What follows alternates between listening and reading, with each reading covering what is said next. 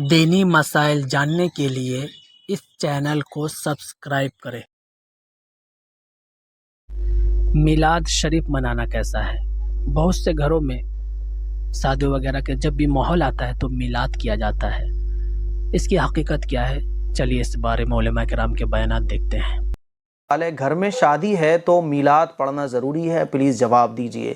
دیکھیے، گھر میں شادی ہوتی ہے تو میلاد پڑھنے کی ایسی کوئی ضرورت نہیں ہے، بس عورتوں میں چلتا ہے۔ اور میلاد بھی کون سی پڑھی جاتی ہے؟ آپ کو پتہ ہے کون سی میلاد پڑھی جاتی ہے؟ میلاد وہ پڑھی جاتی ہے جو کتابیں دکانوں پر لکھی ہوئی ملتی ہیں میلاد کے نام سے، جن کا یہ نہیں پتا ہوتا کہ ان کا رائٹر کون ہے، ان کو لکھنے والا کون ہے، اور اس میلاد کے اندر جو باتیں لکھی ہوئی ہیں وہ صحیح بھی ہیں یا نہیں ہیں، کچھ پتہ نہیں ہوتا۔ اسی لیے میلاد کر سکتے ہیں، نو پرابلم، بھائی گھر میں عورتیں جمع ہوتی ہیں تو ٹھیک ہے، کچھ دینی کام بھی ہو جائے۔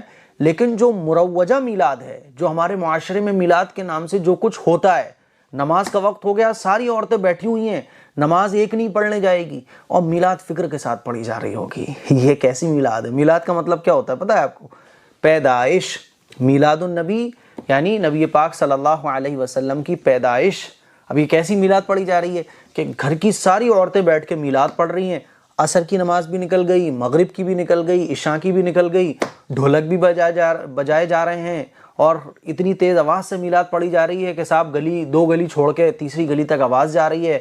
تو ساری شریعت کے جو قانون ہیں، اصول ہیں، سب کو توڑ کر جو ہے وہ میلاد پڑھی جاتی ہے، اور ایسی کتاب سے پڑھی جاتی ہے جس کا کچھ پتہ بھی نہیں ہوتا کہ اس کا رائٹر کون ہے، کہاں سے یہ باتیں لکھی گئی ہیں، کس نے لکھی ہیں۔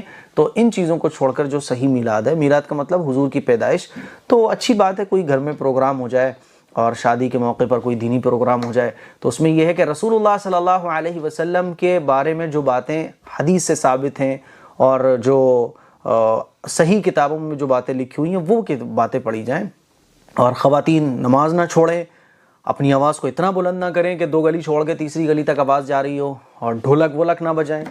تو ان تمام چیزوں کو چھوڑ کر شریعت کے دائرے میں رہتے ہوئے میلاد اگر پڑھی جائے تو اچھی چیز ہے۔ اور اگر آپ ایک چھوٹا سا پروگرام کر لیں، مولانا صاحب کو بلا لیں، جس سے دین کی بات مولانا صاحب سے اور جو دین کے جانکار ہیں ان سے بہتر کون بتا سکتا ہے، تو اور اچھا رہے گا۔ ٹھیک ہے، بہرحال ان چیزوں سے بچ کر اگر میلاد پڑھی جائے اور میلاد صحیح طریقے پر پڑھی جائے تو بہت اچھی بات ہے۔ حضور علیہ الصلوۃ والسلام کا ذکر کرنا، حضور کی پیدائش کا ذکر کرنا، درود پڑھنا، بھائی اس سے بہتر اور کوئی کام نہیں ہو سکتا۔